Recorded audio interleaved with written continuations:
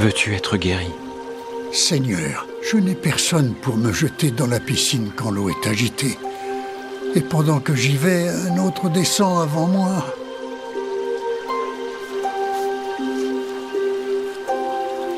Lève-toi. Prends ton lit et marche.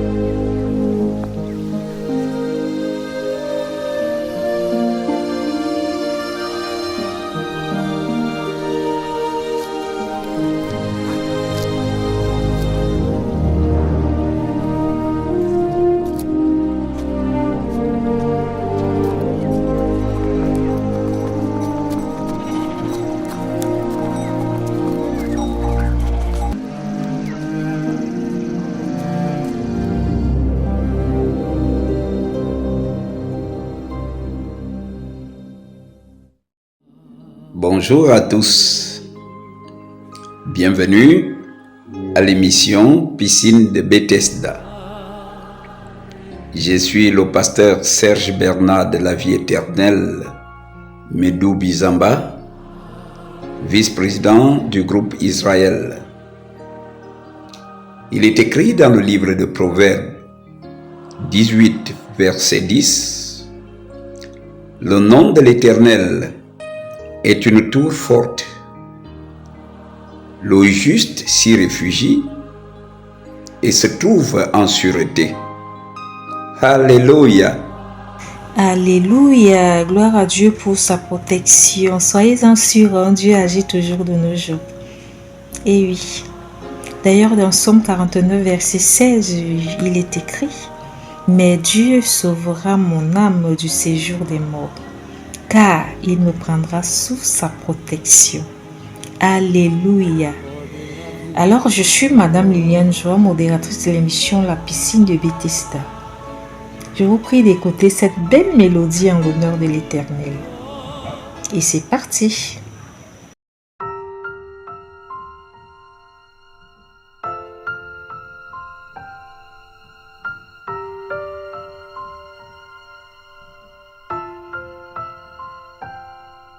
I know that my Redeemer lives.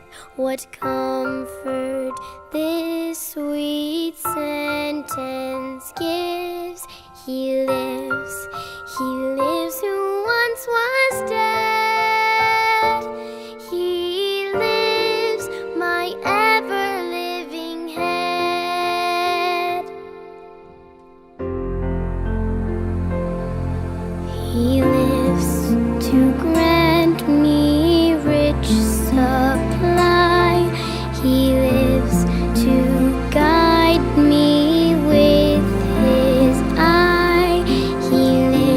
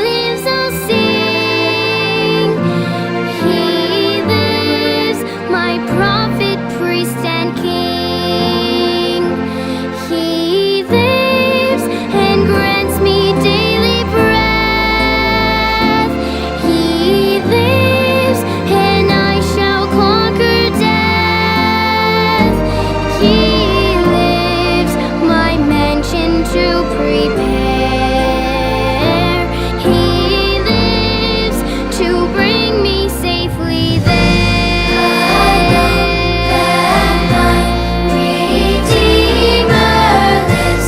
What comfort this sweet sentence gives. He lives who once was dead.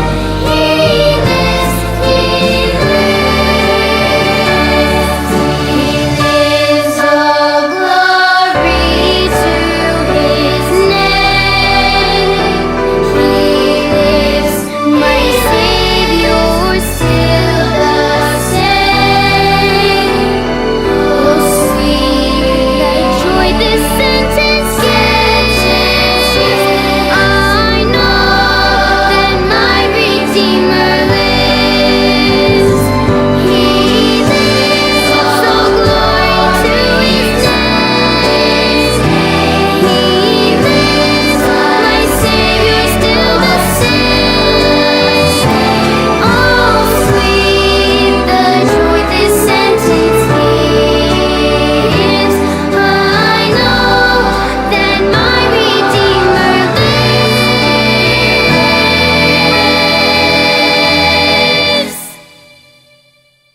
I know that my Redeemer lives.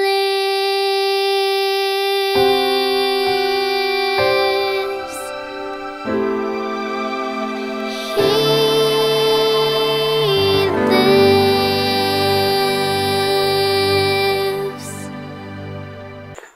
Gloire à Dieu pour cette belle mélodie divine. Je suis Ernest Patrick Mézing, modérateur de la piscine de Bethesda. Notre invitée spéciale est mademoiselle Elisabeth Ngono. Bonjour Elisabeth. Bienvenue à la piscine de Bethesda. Il y a de cela quelques années, vous sortiez de la prière pour la maison. Vous étiez monté dans un pick-up et le chauffeur du véhicule avait fait un geste très imprudent.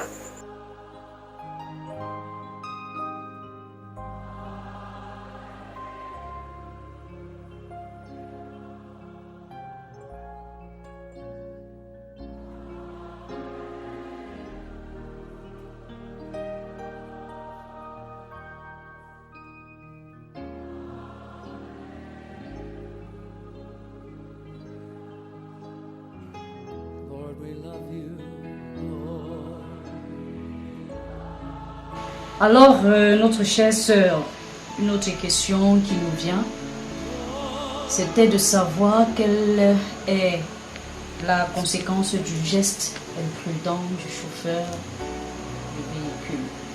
On a fait un accident. Au moment de l'accident, vous vous êtes mis à prier.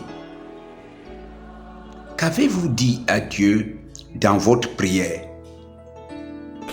Pendant l'accident, ce que j'avais demandé à Dieu dans la prière, c'était de nous préserver de la mort et de permettre que nous puissions être épargnés parce que c'était vraiment compliqué.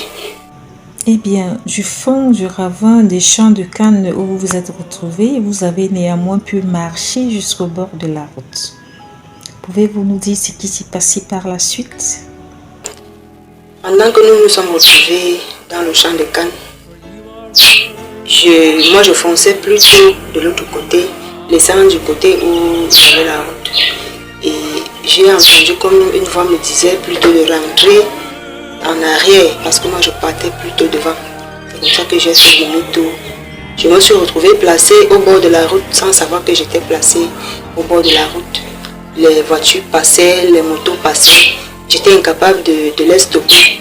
J'étais là comme si j'étais téléguidée, j'étais placée. Mais c'est quelques instants après qu'un voisin m'a reconnu étant sur la moto et a demandé au motoman de s'arrêter, que je me connaissais. Au moment où le voisin descend, il m'appelle.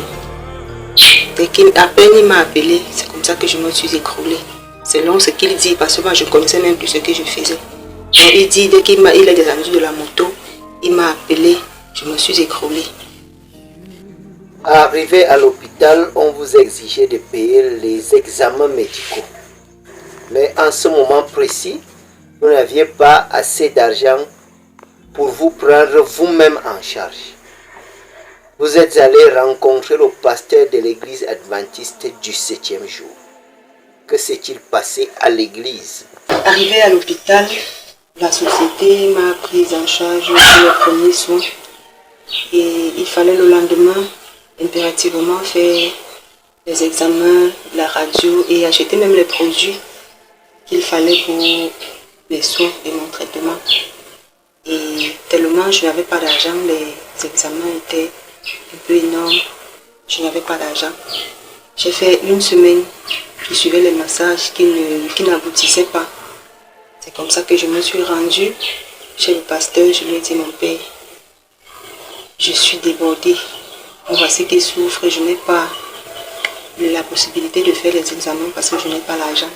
J'ai besoin que tu me soutiennes dans la prière pour que l'Éternel lui-même fasse miséricorde et que je retrouve la santé qui vient de lui. Soit il permet que j'ai de l'argent, soit il me guérit totalement. Alors, à votre sortie, un miracle s'est produit. Est-ce que vous pouvez effectivement nous situer sur le miracle en question? Après la prière avec le pasteur à l'église, il m'a remis la clé de l'église. J'ai vu des parties parce qu'il était un peu pressé. Il y avait des gens qui l'attendaient à la maison. J'ai remis la clé chez la sœur qui était non loin de l'église. Maintenant, en chemin, je fais un faux pas. Quand je fais le faux pas, je me précipite à attraper le bras, l'épaule qui me faisait mal. J'ai peur que je me torde de douleur après.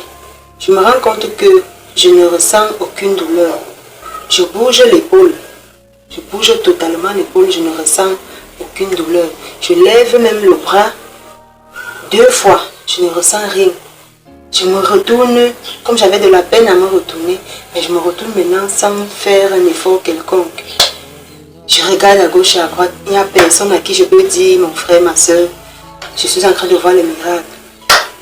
Ce que j'ai d'abord fait là, c'était de dire merci à mon Dieu, là sur place. Mais j'ai continué de marcher et j'ai emprunté la moto.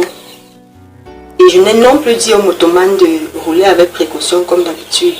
Il roulait normalement.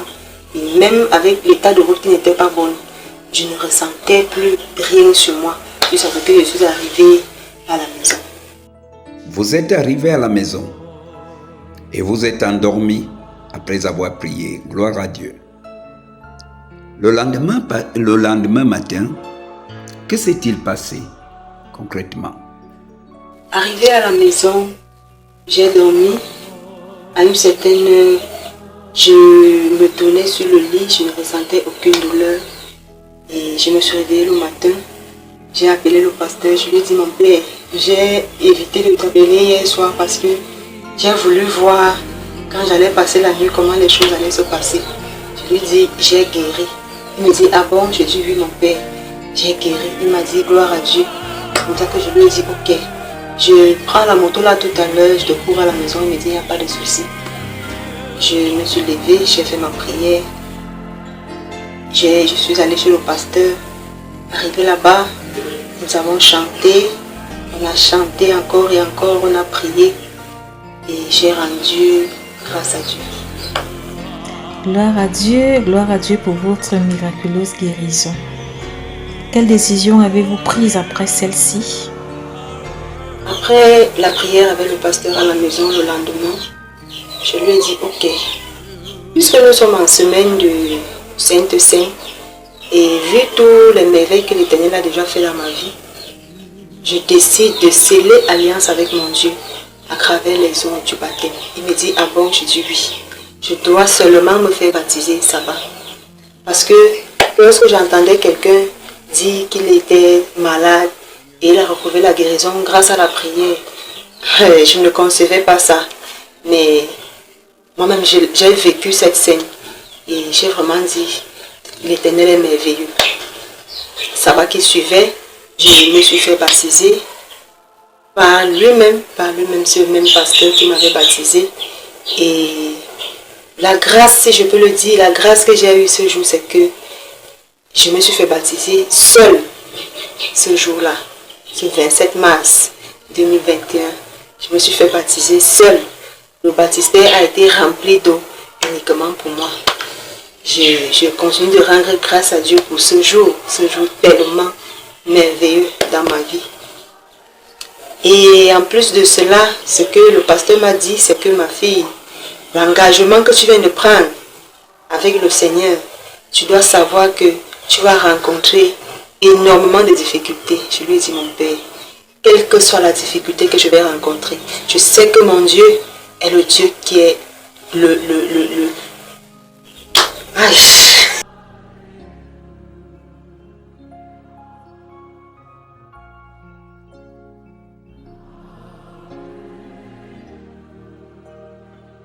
Vous aviez quelque temps après été victime d'une grave tragédie dans votre maison. Que s'est-il passé? 2 mois après avoir scellé alliance avec mon Dieu, j'ai été victime d'une tragédie où ma fillette de 8 ans a été assassinée. Sortie de la maison le 19 mai, après du retour des classes, pour aller puiser de l'eau, elle a été flattée de prendre plusieurs bidons et la petite a pris 3 bidons. Elle s'est rendue à la source avec les 3 bidons. Elle a ramené un seul bidon et les 2 autres ne sont pas arrivés à la maison, y compris elle-même. Je suis rentrée du travail, là où je travaillais. J'ai éprouvé la situation. Nous avons commencé les recherches, il était 17h par là. Jusqu'à 19h, c'est à 19h que j'appelle le même pasteur. Je lui dis, mon père, je vis une situation. Ma fillette a disparu. Nous avons échangé, il me dit, ok, tu te calmes et tu continues les recherches. Tu m'informes de la suite au fur et à mesure. Je dis, ok. J'ai continué les recherches. Nous avons continué à chercher l'enfant. À 20h, quand il m'appelle, il me demande si on a retrouvé l'enfant. Je lui dis non. Il me dit, ok. Tu te rappelles de la dernière fois, lorsque nous avons prié, après ton accident, tu n'avais pas l'argent pour les soins et tout et tout. Je dis oui, mon père. Il me dit, ok. De la même façon que tu as prié ce jour, j'aimerais que tu entres dans ta maison. Tu fermes les portes. Tu entres dans ta chambre. Tu fermes la porte de ta chambre. Tu prends un psaume, n'importe quel psaume. Tu lis. Tu prends un cantique, n'importe quel cantique, un cantique au choix. Tu chantes. Et puis tu pries avec foi. Ce que tu vas demander une fois de plus à ton Dieu, ce soir, il va te l'accorder. C'est comme ça que j'ai fait comme le pasteur m'avait dit.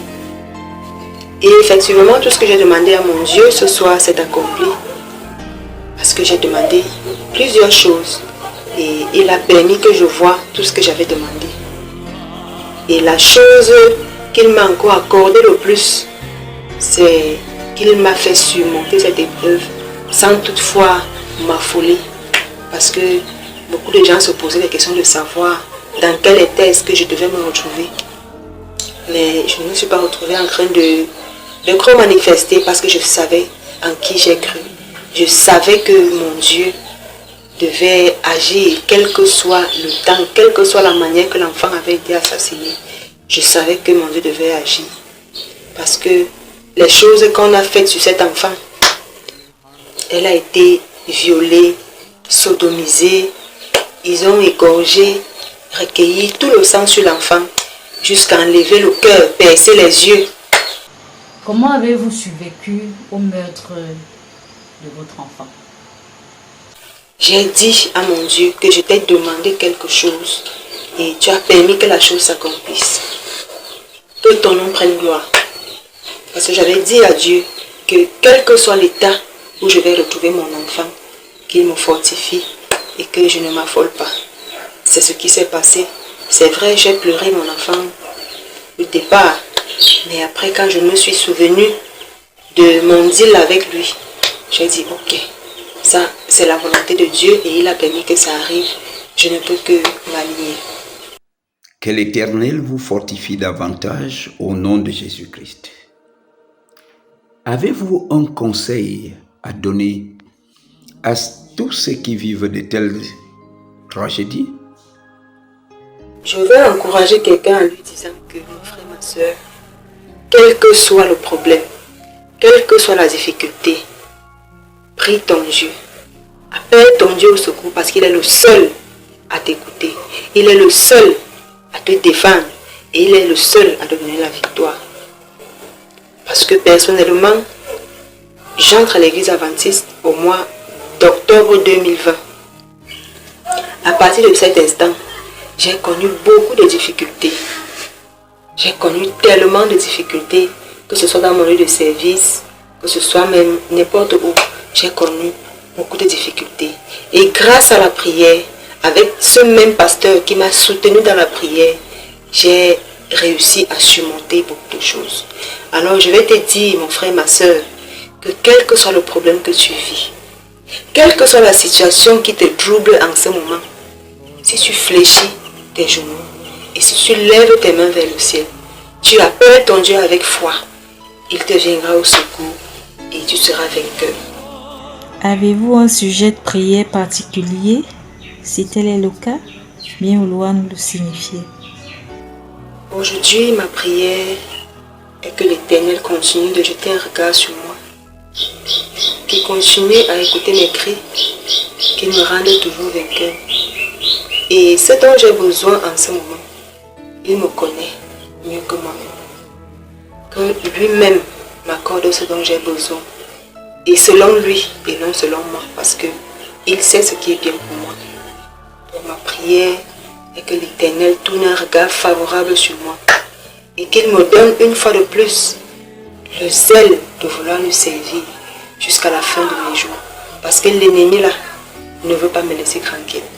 Donc que l'Éternel tourne un regard favorable sur moi et qu'il m'accorde la paix qui vient de lui. Et qu'il m'accorde son Esprit Saint afin que celui-ci me guide, que je continue à suivre ses pas et que je ne me détourne pas de sa voie. Au nom de Jésus-Christ. Père éternel, merci parce que tu nous permets de réaliser cette émission avec notre sœur Elisabeth Ngono. Ô Dieu notre Père, tu t'es présenté à elle comme tu t'es souvent aussi présenté à nous, nous prouvant que tu es notre Dieu, tu es notre forteresse, tu nous protèges et tu nous gardes. Ô notre Dieu, notre Père, tu t'es présenté à notre sœur comme abri sûr.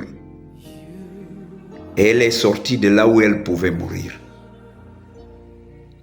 Ô Dieu, notre Père, merci pour ta protection. Merci pour ton amour. Merci pour tout ce que tu fais pour tes enfants. Tu réalises en nous tes paroles parce que tu nous garantis une protection qui vient toujours de toi. C'est pourquoi tu as dit dans tes saintes écritures, l'ange de l'Éternel campe autour de tous ceux qui te craignent et les arrache du danger. Alléluia. Gloire, honneur, force et majesté te soient données parce que tu rends tout bon pour tes enfants. Merci pour tout ce que tu as fait pour Elisabeth Ngono. Merci pour tout ce que tu continues de faire pour nous, tes enfants. Sois avec tous ceux qui suivent cette émission. S'il y a parmi eux certains qui sont malades depuis des lustres et qui n'arrivent pas à se relever, Seigneur, au moment où ils vont suivre cette prière, qu'ils se sentent touchés, bénis et guéris par toi. Relève-les afin que nous puissions avoir ces témoignages et que le diable ait honte, parce que nous sommes à la fin des temps. Il sait que sa fin est proche et il multiplie des stratagèmes, des stratégies pour détruire et déranger tes enfants. Seigneur, présente-toi. Bénis-nous, assiste-nous, rends-nous justes, prépare-nous à la rencontre avec ton Fils, une rencontre imminente.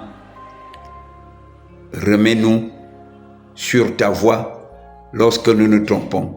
Relève-nous, nous t'avons prié au nom de Jésus. Amen.